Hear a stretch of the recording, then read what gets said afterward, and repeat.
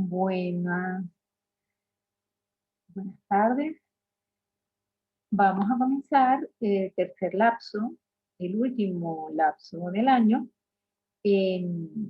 para química de cuarto año, con los temas que se mencionan a continuación. Vamos a cubrir lo relacionado con ecuaciones termoquímicas, ecuaciones con gases, soluciones, concentración, propiedades coligativas, velocidad de reacción, algunos aspectos sobre equilibrio químico que involucran cálculos de valor de pH, y por último vamos a conocer algunos aspectos de las leyes que rigen el comportamiento de los gases. Vamos a comenzar entonces con lo relacionado al concepto de ecuaciones termoquímicas. Las ecuaciones químicas se clasifican de acuerdo a el tipo de reacción que, que, que involucra. Es decir, pueden haber reacciones de oxidorreducción, pueden haber reacciones de descomposición, reacciones de formación, reacciones de combinación, de desplazamiento, etc. Ese tipo de reacciones ya nosotros lo hemos conocido. Sin embargo, hay un aspecto de las ecuaciones químicas que nosotros no hemos trabajado todavía y que es inherente a todas las reacciones. Es el aspecto relacionado con el consumo de energía o la generación de energía. Vale la pena resaltar que una de las aplicaciones quizás más importantes es el concepto asociado a la generación de energía a partir de reacciones químicas. En este contexto, nosotros hemos oído hablar de centrales termoquímicas, de centrales eólicas, hemos oído hablar de reacciones químicas, reacciones termoquímicas que generan, desprenden grandes cantidades de calor, que pueden impulsar inclusive cohetes. La era espacial recibió un gran impulso debido a el conocimiento de este tipo de reacciones que liberan semejante cantidad de energía que son capaces de impulsar la partida de un cohete hacia la estratosfera. Pues bien, nosotros en este curso vamos a ver aspectos muy básicos, muy elementales de ecuaciones termoquímicas. Y para comenzar, debemos tener siempre presente que hasta ahora nosotros hemos visto los procesos químicos considerando solamente reactivos y productos como parte de esa reacción, es decir, como compuestos. Solamente hemos evaluado reacciones químicas conociendo los reactivos, cosas tangibles que puedo pesar, que puedo manejar, que puedo manipular. Pero en general, en una reacción química, se incluye, se hace, pues, es algo general, que se incluye la energía térmica, se puede incluir energía radiante, energía eléctrica, como parte del lado de la reacción que contiene los reactivos o como parte del lado de la reacción que contiene los productos.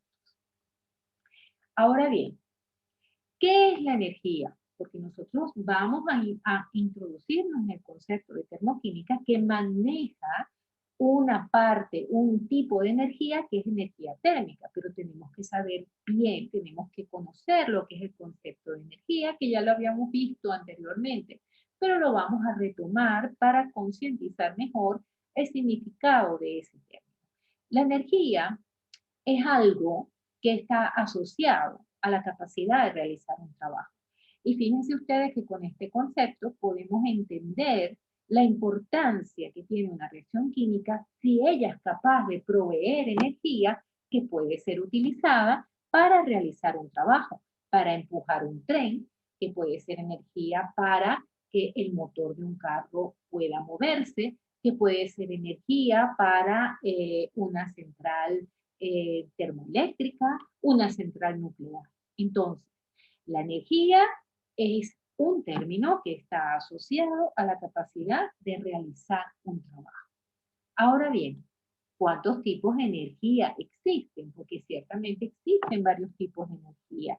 No solamente la energía térmica, que es la que está más cercana a nosotros.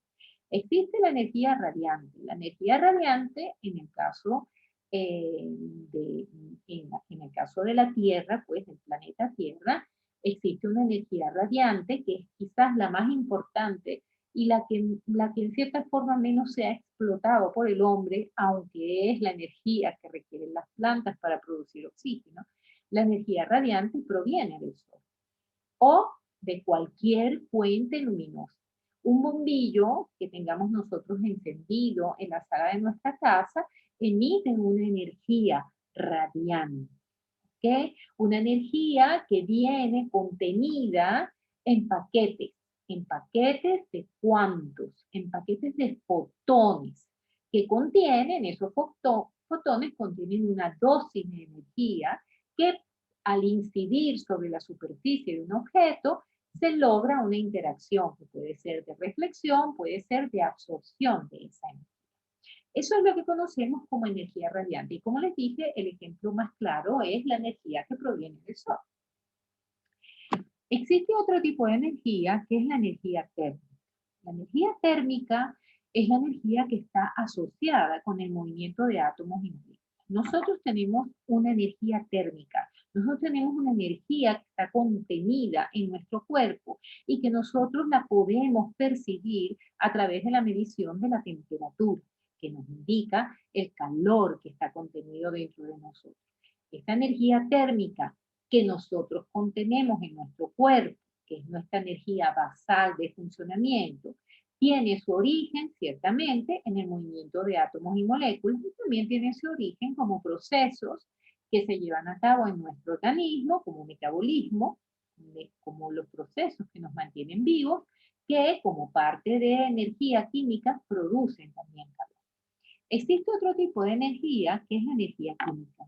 La energía química, fíjense que no es energía radiante, tampoco es energía térmica.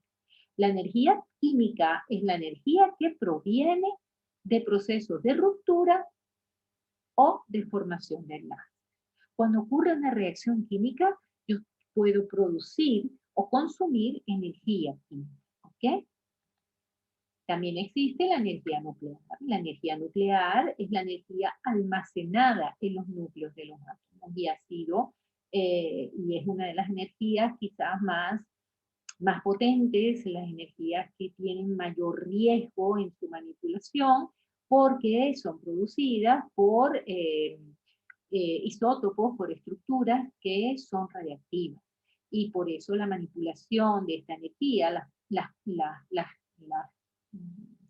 estaciones, los centros donde se produce energía nuclear, las plantas donde se produce energía nuclear, tienen que seguir unas estrictas normas de seguridad y tener estos núcleos radiactivos que producen esta energía nuclear por procesos de fisión de los núcleos, pues tienen que estar contenidas en espacios que no representen ningún peligro por el escape de radioactividad. Y por último, la energía potencial. La energía potencial la tiene cualquier cuerpo. Cualquier cuerpo, cualquier molécula, cualquier objeto, nosotros tenemos una energía potencial. Es la energía potencial que está asociada a un cuerpo de acuerdo a la posición que ocupe. Y la posición que ocupe se refiere a la altura a la cual se encuentra. ¿Okay? Ahora bien, los cambios de energía en las reacciones químicas, que es un tipo de energía que hemos visto, el cambio de energía puede estar asociado a reactivos, a productos o el ambiente, se manifiestan en las reacciones químicas en forma de calor. Es el calor, esa energía química, es el calor de reacción bajo los términos estequiométricos, referido a valores de presión constante. ¿Okay? ¿Qué es calor? Porque en este concepto hemos introducido el término de calor. ¿Okay? Cambios de energía en las reacciones químicas que se manifiestan en forma de calor. Entonces, la energía química, los cambios de energía en una reacción química, es el calor de reacción que se produce bajo los términos estequiométricos. ¿Qué quiere decir eso? Que si en esa reacción yo estoy trabajando después de balancearla con un mol del compuesto A y la energía producida con un molde compuesto A es esa, pues eso está relacionado con la estequiometría. Si yo coloco ahora 2 moles de ese reactivo, se me producirá el doble de la energía o se consumirá el doble de la energía. Ahora bien, vamos a recordar el concepto de calor. El calor es la medida de la energía térmica, que el calor que se transfiere es la cantidad de energía térmica transferida entre dos cuerpos que se encuentran a diferentes temperaturas. Si los cuerpos que yo pongo en contacto tienen la misma temperatura, ahí no va a haber ninguna percepción de calor de un cuerpo con respecto al otro, porque no va a haber energía transferida. ¿Ok? Si las temperaturas, repito, de dos objetos que se ponen en contacto es exactamente la misma, ahí no vamos a poder manejar el concepto de calor porque no va a haber ninguna transferencia de energía entre los dos cuerpos. ¿Por qué? Porque tienen la misma temperatura. ¿Qué es temperatura entonces? La temperatura es la medida de la energía térmica de un cuerpo. La energía térmica de un cuerpo está asociado a el movimiento de sus electrones. Si yo tengo un cuerpo A que tiene una temperatura de 50 grados centígrados y tengo un cuerpo B que tiene una temperatura de 20 grados centígrados, para mí está claro que yo tengo una mayor energía asociada al cuerpo que está a una temperatura de 50 grados que la energía de las moléculas del cuerpo que tiene una temperatura a 20 grados centígrados. ¿Okay? Entonces, tenemos que tener muy claro el concepto de calor y el concepto de temperatura. Temperatura, entonces, no es igual a energía térmica. Temperatura me mide la energía térmica de un cuerpo, pero no es la energía térmica, ¿ok? Porque la energía es la capacidad de realizar un trabajo. La termoquímica. ¿Qué es la termoquímica? La termoquímica es el estudio de La termoquímica es el estudio del calor en las reacciones químicas. Es el intercambio de calor en un sistema. ¿Ok? Es el estudio del intercambio de calor en las reacciones químicas. Es decir, es el estudio del intercambio de calor en un sistema. ¿Y qué es un sistema? Un sistema es la parte del universo que es motivo del estudio de intercambio de calor. En el caso de las reacciones químicas, el sistema es el recipiente junto a los reactivos que están siendo motivo del estudio de la reacción. ¿Ok? Eso es en el caso de una reacción. Mi sistema es el recipiente y los reactivos que están contenidos dentro del recipiente donde va a ocurrir una reacción química. Entonces, la termoquímica es el estudio del intercambio de calor producido por reacciones químicas. Es el intercambio de calor en un sistema. ¿Okay? Por ejemplo, supongamos que yo tengo un recipiente donde tengo una solución acuosa, donde tengo unos electrolitos y entre ellos se está llevando a cabo una reacción que produce un intercambio de calor con el entorno. Bien puede ser que esos reactivos electrolitos al reaccionar liberen calor al ambiente, o bien puede ser que del ambiente se necesite consumir calor para que la reacción ocurra. Este envase, cuando está abierto, tiene constantemente un intercambio de masa de materia porque el agua, aunque sea a temperatura ambiente, siempre tiene una presión de vapor en la superficie que garantiza que algunas moléculas de agua se estén escapando a la atmósfera y esto genera una presión de vapor positiva de esa solución acuosa. Este sistema se conoce como sistema abierto, donde, repito, tengo mi recipiente, mi reactor, donde ocurre la reacción. Y ese sistema genera un intercambio de calor con el entorno.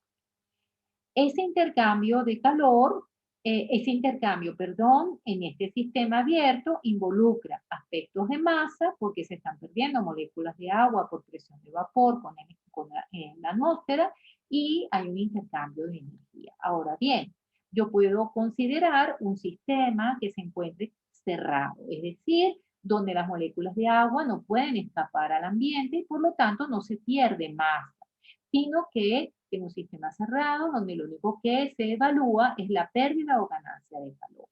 En este sistema cerrado, entonces, lo que nosotros tenemos es un intercambio de energía.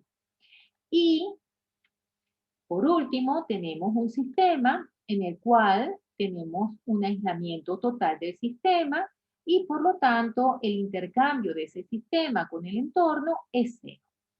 ¿Okay?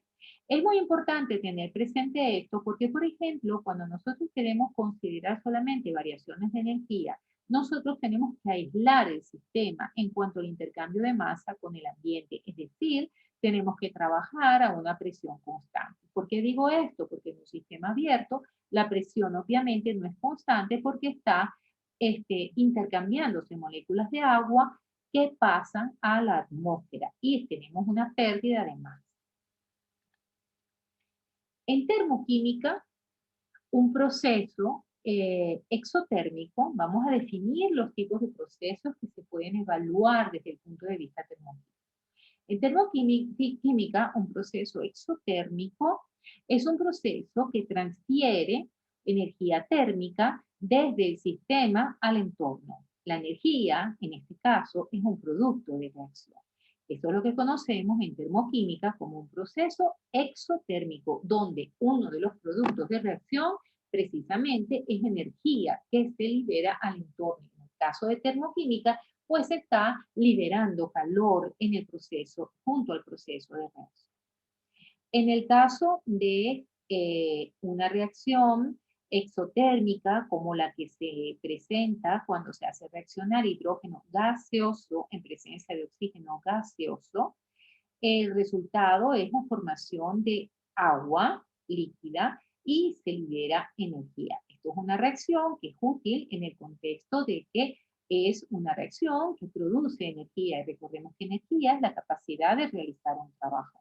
Entonces, esta energía producida está asociada en esta ecuación que está perfectamente balanceada a que se va a producir esa cantidad exacta de energía, ni más ni menos, cuando reaccionen 2 moles de hidrógeno molecular con 1 mol de hidrógeno molecular. Nada más y nada menos. Cuando yo, por ejemplo, tengo agua, vapor de agua, agua en forma de gas en su estado gaseoso, y quiero transformarla a agua líquida, el agua en estado gaseoso se condensa, este agua se va a enfriar obviamente porque ya no está a 100 grados centígrados, se condensa y con ello se libera una cantidad de energía. Estos son 2 ejemplos de procesos exotérmicos donde, repito, la energía es parte de los productos. Ahora bien, otro tipo de proceso termoquímico es el proceso endotérmico. El proceso endotérmico es un proceso que requiere energía del entorno hacia el sistema. Y la energía, en este caso, es un reactivo necesario en la reacción. En este caso tenemos la transformación de óxido de mercurio más 2, en estado sólido, que involucra 2 moles de óxido de mercurio que pueden ser transformados en mercurio líquido y en oxígeno gaseoso. Para que esta reacción de disociación, esto es una reacción de disociación, ocurra, yo necesito suministrar energía al sistema. Y como el sistema tiene la energía del lado de los productos, se va a consumir energía y por lo tanto este proceso se conoce como un proceso endotérmico. También la transformación de agua, el cambio de estado del agua del estado sólido al estado líquido, es decir, pasar hielo a forma líquida del agua, también involucra la participación de energía. Por lo tanto, este proceso químico de cambio de estado para el agua es un proceso endotérmico.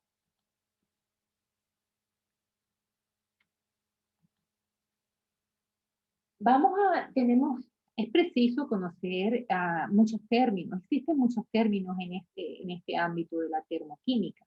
Uno de ellos es el concepto de termodinámica. Y se los quiero mencionar porque ustedes lo van a escuchar, estoy segura de que lo van a escuchar en algún momento de ahora en adelante. La termodinámica es el estudio científico, un estudio que se basa en cálculo, un estudio que se basa en una metodología que involucra, que es el estudio científico de la transformación del calor en otras energías. ¿Okay? El calor se puede transformar en varios tipos de energías, como las que hemos visto, y la termodinámica trata de ese tipo de estudios. ¿Qué es una función de estado? Una función de estado, muy importante que lo manejemos este concepto, son todas las propiedades que están determinadas por el estado del sistema, sin tener en cuenta cómo se alcanzó dicho estado. Funciones de estado son entonces valores de energía, funciones de estado son valores de presión, función de estado es el volumen y función de estado es la temperatura. Yo puedo medir variaciones de energía y no necesito saber cómo ocurrió el proceso para esa variación de energía. Yo puedo medir variaciones de presión, pero a mí no me interesa ni me hace falta saber cómo ocurrió esa variación de presión. Yo puedo medir variaciones de volumen, pero no necesito saber para consolidar la variación de volumen de un sistema cómo ocurrió la variación de volumen. Y lo mismo aplica para la temperatura. Por ejemplo, la energía potencial es la energía que está asociada a la posición de un objeto. Aquí vemos una montaña en la cual estas dos personas partieron el mismo punto, esta persona siguió ese trayecto más corto y esta mucho más largo, pero las dos llegaron al mismo punto final. La energía potencial en el punto de partida es la misma para las dos personas, así como la energía potencial de las dos personas, que está definida porque están a la misma altura, ¿ok? También es la misma, independientemente del recorrido, ¿ok?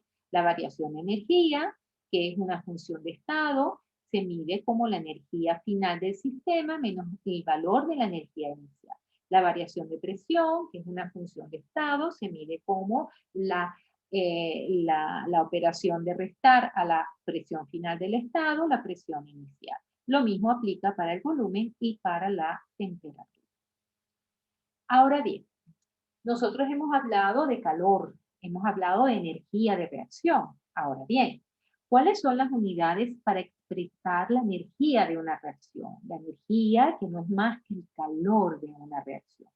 Las unidades para expresarla. En el Sistema Internacional de Unidades, las unidades oficiales de energía de una reacción se miden en joules o en julios, ¿ok? Y se utiliza una letra J mayúscula. También se utiliza como término tradicional, como un término alternativo y sobre todo en el campo de la nutrición, ¿ok? Se utiliza el concepto de kilocaloría. ¿Qué es una kilocaloría? Es la cantidad necesaria de calor para elevar en 1 grado centígrado, es decir, que la variación de temperatura como función de estado sea de 1 grado centígrado, el delta T, de 1 kilo de agua. Y la caloría, que es una cantidad más pequeña, que se utiliza mucho también en el ámbito de la alimentación, de la nutrición, la caloría es la cantidad de calor para elevar en 1 grado centígrado, es decir, que la variación de la temperatura final menos inicial sea de 1 grado centígrado para hacer esta modificación, la cantidad de 1 gramo de agua. Fíjense que en ambos casos se habla de aumentar la temperatura, no de disminuir. En este sentido, tenemos que tener presente los valores de las unidades. Una kilocaloría equivale a 4,184 kilojoules, mientras que una caloría equivale a 4,184 joules. Y de la misma manera recordemos que una kilocaloría equivale a 1000 calorías. Otro concepto que tenemos que manejar, que es muy importante en este curso, uno de los propósitos de este tema de termoquímica, es el concepto de entalpía.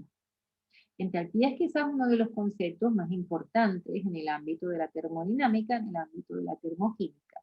Y la entalpía o contenido calorífico, ¿qué es? El contenido de calor de una sustancia, el contenido de calor de una sustancia,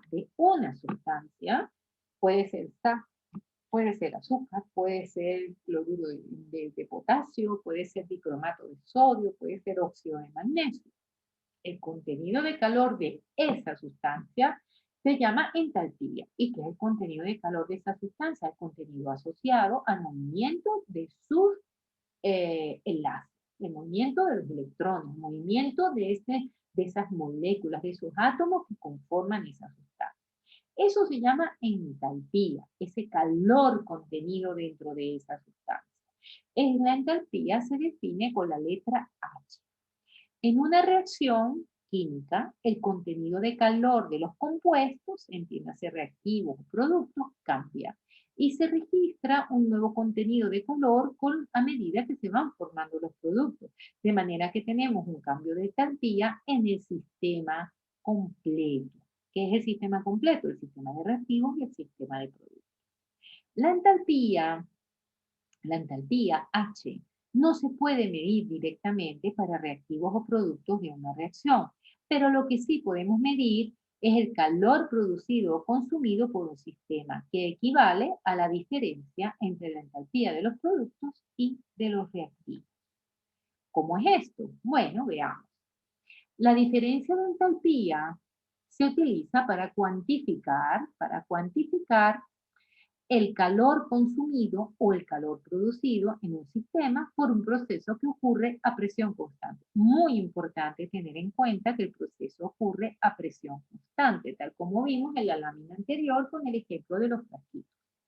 De manera que la variación de entalpía o diferencia de entalpía se define como delta H, que es igual a la entalpía de todos los productos, a la sumatoria de entalpía de todos los productos menos la sumatoria de los valores de entalpía de todos los reactivos. Delta H entonces es el calor absorbido o generado durante una reacción a presión constante. En el caso, por ejemplo, de un sistema, en el sistema en el cual, por ejemplo, se hable de la combustión de metano en presencia de oxígeno, todos sabemos que este proceso de combustión genera calor y ese calor es el que nosotros utilizamos para cocinar. Pues bien, un proceso en el cual se libera calor al entorno, ¿ok? Un proceso en el cual se libera calor al entorno, como es el proceso de combustión de metano con oxígeno, y se forma CO2 y agua. La entalpía de los productos es menor a la entalpía de los reactantes. Y en ese sentido, el valor de entalpía siempre va a ser menor que cero, porque se pierde energía. El sistema pierde energía cuando libera calor y por lo tanto los productos tienen menos energía de la que estaba contenida en los reactivos que precisamente se ha liberado cuando ellos se transforman en los productos. Entonces, un proceso que libera energía al entorno, tiene valores de variación de entalpía negativos, es decir, menor que cero. Cuando el proceso, por el contrario, involucra el consumo de energía para poder llegar al producto final, como sería, por ejemplo, un proceso que no es una reacción química, sino un cambio de estado, ¿okay? Aquí no hay ruptura de enlace, sino solamente un cambio de estado. Este proceso en el cual yo necesito administrar energía, calor al hielo para que pase al estado líquido, es un proceso en el cual los productos, es decir, el agua líquida, tiene una energía contenida que no tenía el hielo. Y en ese sentido, la entalpía de los productos es mayor que la de los restantes y el valor de la variación de entalpía, definido con la ecuación que tenemos aquí arriba, va a ser siempre mayor que cero. De manera que para procesos endotérmicos, los valores de entalpía son mayores de cero, mientras que para los procesos exotérmicos, el valor de entalpía es menor que cero. En este caso, vamos a ver en detalle las reacciones que acabamos de considerar. Ecuación termoquímica. En esta ecuación estoy viendo que necesito administrar energía al agua sólida para que cambie de estado al estado líquido. Me pregunto yo, El delta H será negativo o positivo. Si el sistema absorbe calor, el proceso es endotérmico y por lo tanto el valor de delta H es positivo. Quiere decir que el valor de delta H positivo de 6,01 kJ ¿por mol de qué? Por mol de agua que se ha fundido.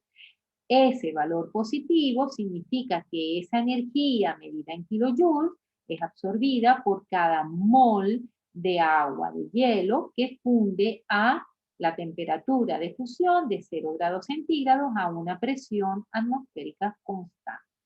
¿Okay? De manera que la forma de colocar este valor de entalpía es colocar la ecuación perfectamente balanceada y al lado se coloca el valor de delta.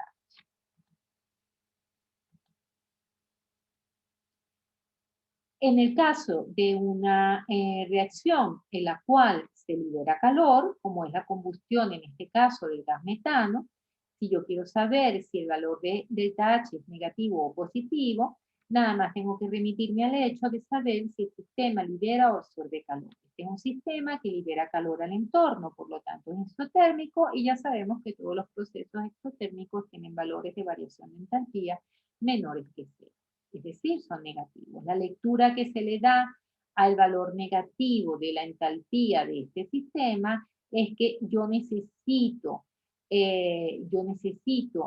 para transformar el metano en presencia de oxígeno, transformarlo en CO2 y agua, yo voy a liberar del sistema de metano-oxígeno, voy a liberar 890.4 kilojoules de energía por cada mol de metano que se vaya a quemar a una temperatura de 25 grados, temperatura inicial, a la presión de una atmósfera, presión constante. Fíjense que el valor es negativo, pero la interpretación que yo le doy no incluye el valor, sino que incluye el término libero esta energía, que es una medida de energía, recordemos que joules es una medida de energía, por cada mol de metano que se quema. Esta ecuación está también perfectamente balanceada. Por cada 2 moles de oxígeno molecular que se consumen en este proceso, se liberan de la misma manera 890.4 kilojoules por 2 moles. Ahora ya no es por un mol, porque era un mol de metano, pero por 2 moles de oxígeno se libera la misma cantidad de energía. Aquí tenemos entonces la forma de escribir la reacción. Muy importante que en ecuaciones termoquímicas se coloca siempre el estado de los reactivos y los productos, si es gaseoso, líquido o sólido. En las ecuaciones termoquímicas recordemos que los coeficientes se refieren al número de moles de la sustancia que participa en el proceso asociado a esa variación de entalpía. De manera que ya vimos que en esta ecuación, que está perfectamente balanceada, es un mol de agua el que consume 6,01 kilojoule mol, ¿ok? Para pasar a la fase sólida, a la fase líquida, perdón, un mol de agua. Si se invierte la reacción, esta reacción, por ejemplo, yo la invierto, es decir, yo conozco el valor de entalpía de la reacción, pero ahora yo quiero cambiar el sentido de la flecha. Al cambiar el sentido de la flecha, también se le invierte el signo a la ecuación. Es decir, si yo quiero que el agua, un mol de agua líquida pase a estado sólido, en un mol, tengo que liberar al entorno menos 6,01 kilojoule por cada mol de agua que vaya a ser transformado al estado sólido. ¿Ok? Si ambos lados de la ecuación se multiplican por el mismo número, entonces el valor de variación de entalpía también se multiplica por el mismo número. Por ejemplo, si yo multiplico la ecuación de la transformación de estado del agua de sólido a líquido, lo multiplico 2 y 2, el valor de entalpía también tiene que multiplicarse por 2 para que se ajuste a la realidad de lo que representa la ecuación. Bien. los estados físicos de todos los reactivos y productos en una ecuación termoquímica tienen que figurar en la ecuación. ¿Por qué? Porque cuando nosotros queremos evaluar el proceso tenemos que estar claros qué tipo de molécula tenemos y en qué fase de estado la tenemos. Si está en estado líquido, sólido, gaseoso, porque ello repercute de manera importante en el proceso de variación de entalpía.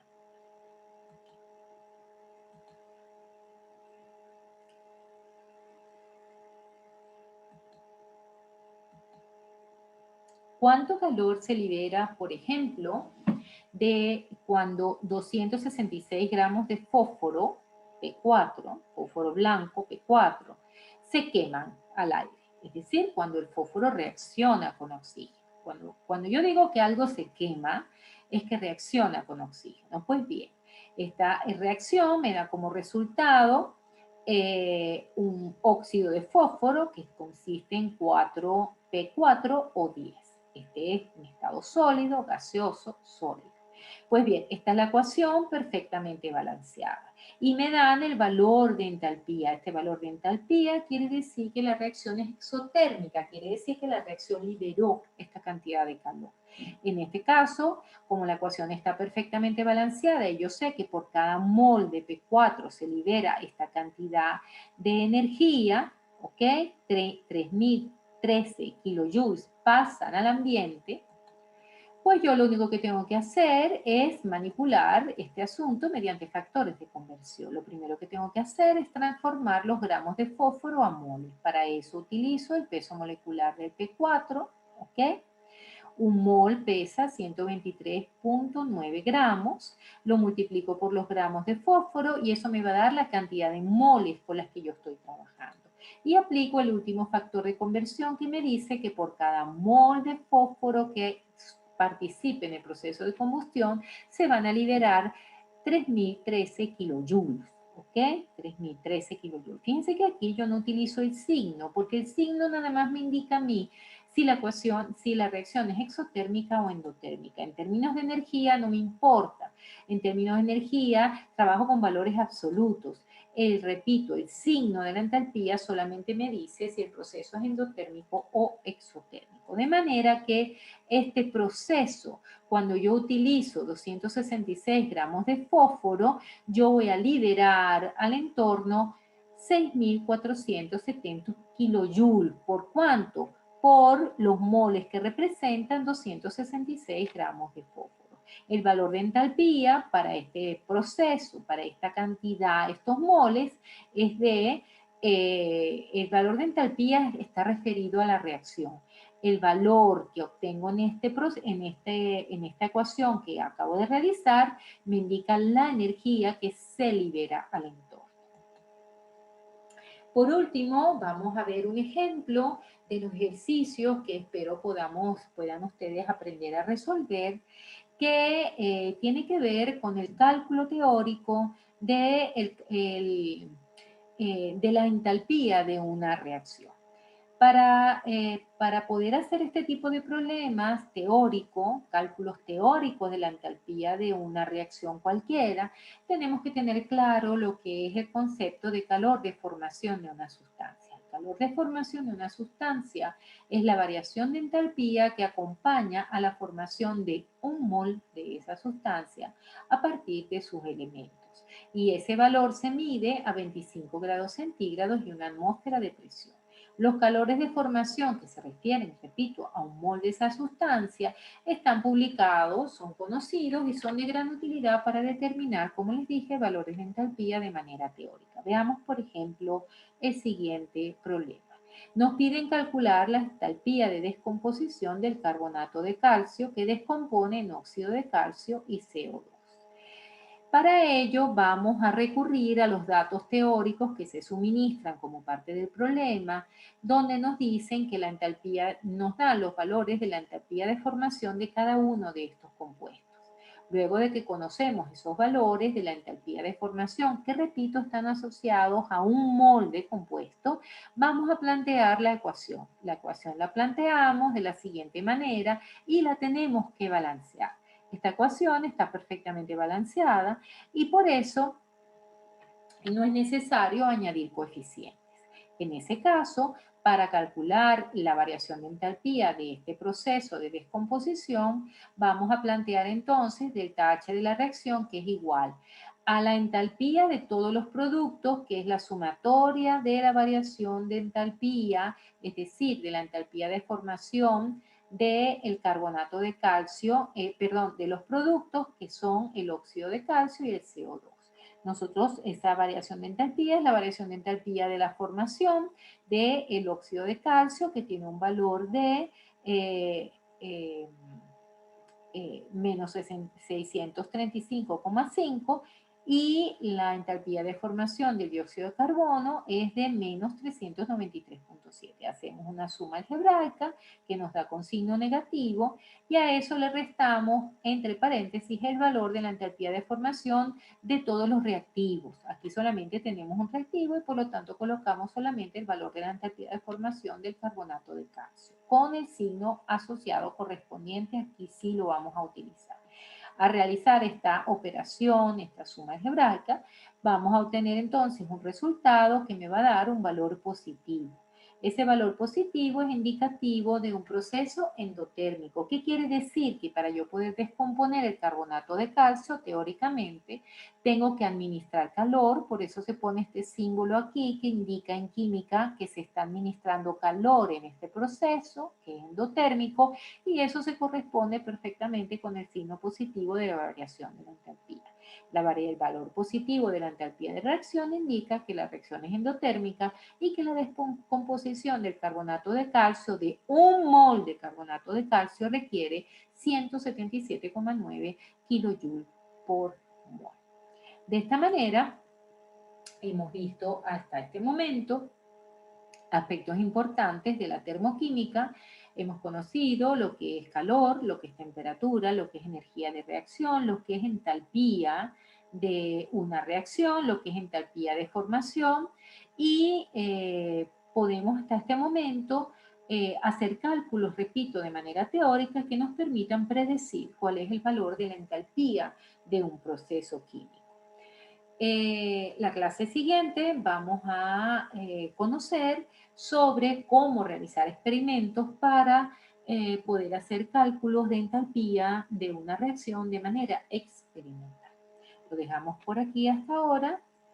Muchas gracias por su atención.